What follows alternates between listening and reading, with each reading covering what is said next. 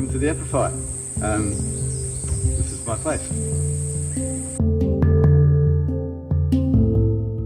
This is the lookout. You get beautiful views up there. There's a couple of easy chairs and a hammock up there. It's a really nice spot for a cup of tea or a glass of wine in the evening. And down here is the orchard.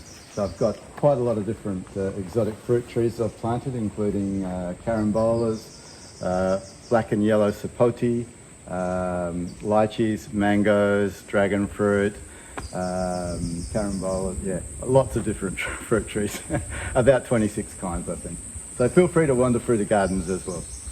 This was entirely cleared for farming when I first came here.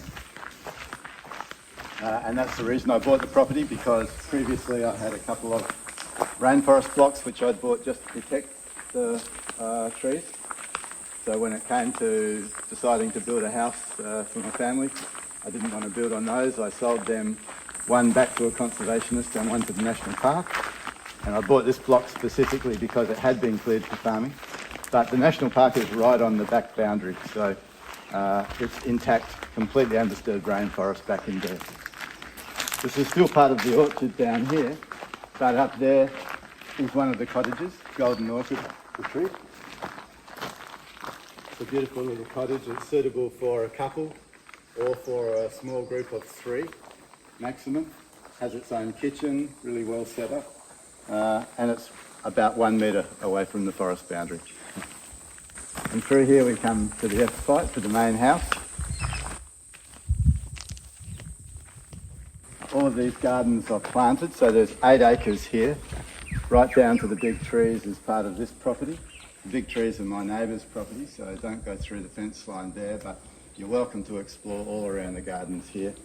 And at the back of the property, if you keep going in this direction, 200 metres you'll come to a creek, and it's a really beautiful little creek. It's not big enough for swimming in, but our original bathing hole, where we used to bath the kids, is still down there, and it's quite possible just to have a little bath.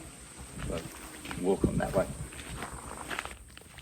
And inside the Epiphyte there are 4 main rooms. There's 2 family rooms, superior double rooms or suitable for small groups of 3, a standard double room and a single room.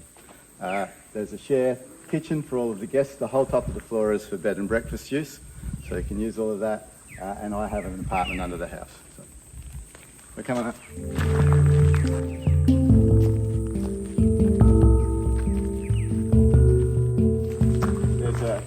Smoking and barbecue area in here, so if you want to barbecue you're welcome to, but the kitchen is fully set up as well.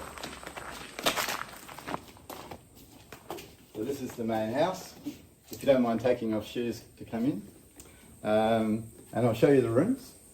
So the first room here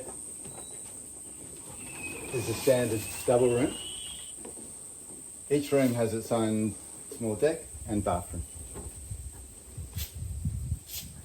So this is the National Park right here. Quite often there's cassowaries walking through here. There's sometimes wild boar, a lot of ground animals. Occasionally you can hear tree kangaroos. So it's really right on the National Park. So coming around to the front, and I'll show you the property from here. You can get Optus reception here. I built this bench specifically for Optus. Telstra still a little way away, but we'll have that fairly soon. So here there's 8 acres of grounds. Thornton's Peak is the 3rd highest mountain in Queensland. And I built the property specifically facing Thornton's Peak because it's such a beautiful view. This is the breakfast area. So I put breakfast out at 8 o'clock. Everybody comes down from the cottages or the rooms to have breakfast here. It's a really nice big fruit plate for each couple or room, toast and homemade jams by the church ladies at Mossman, and a whole range of cereals. So it's a really nice breakfast. So the kitchen's for everybody's use. There are 4 rooms in the house, and this is a kitchen for everybody.